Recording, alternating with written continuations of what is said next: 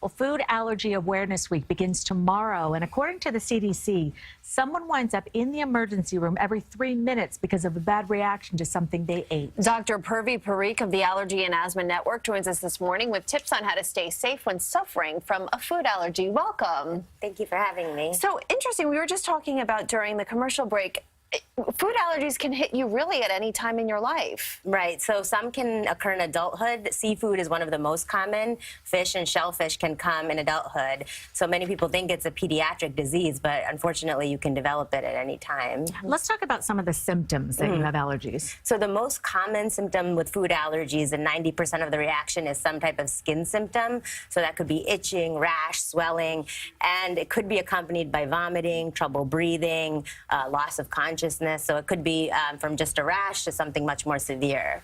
So what should parents be doing? I know it can hit at any point, as you just said, but what should parents be doing with children especially? Well, newborns, we're actually recommending introducing these high allergen foods early because we found that that prevents the development. So if you introduce the top 8 allergens between ages 4 to 6 months, you can actually prevent them from developing allergies. What are some of the top ones? So peanuts, tree nuts, milk, wheat, eggs, soy, fish, and shellfish. Those are the big ones. Now, if the child already has a pre-existing egg allergy or very bad eczema, they recommend that you consult a board-certified allergist first. Andrea has a little baby. Yeah, no, that's what I'm like, thinking. Thank you. What talking about. So what are the best ways to avoid? Right.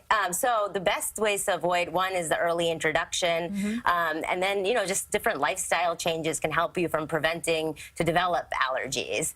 But the main thing is once you have a food allergy, you have to be very careful. Advocate for yourself, especially when you go out to eat at restaurants. Tell everyone from the chef to the wait staff so there isn't any accidental exposures. Same for airplanes and traveling. And always carry your emergency medication with you. In addition to introducing the foods to newborns, what other things can you do to try to prevent food allergies? So just healthy lifestyles. So a lot of the processed foods that we eat have actually shifted our immune systems toward more allergies.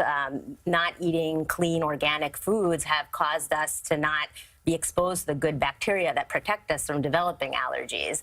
And just the urban lifestyle is not great. It's actually good to get a little dirty, play in the soil. All of this helps shift our immune system away from developing allergies. Because we were talking about the fact that allergies, more people are getting them these days. Right. It's on the rise. Actually, in the last 2 decades, they've gone up 50% in young children. And it's mostly our lifestyle that's been doing it. So processed foods, climate change, living in these urban environments where there's no exposure to the good bacteria. What should people keep in mind if they do see all of those symptoms and they are having some kind of reaction? So then, obviously, they should seek medical attention immediately because some reactions can be very severe, even deadly. And then to not eat that food again until they're tested to know for sure if they are allergic or not. And the test is really easy, just like a prick. Right. So you can either do a prick test or there's even a blood test. But it is important that, you know, you do see an allergist to get the correct diagnosis. Thank you so much for coming in, Thank Doctor. you. We appreciate it.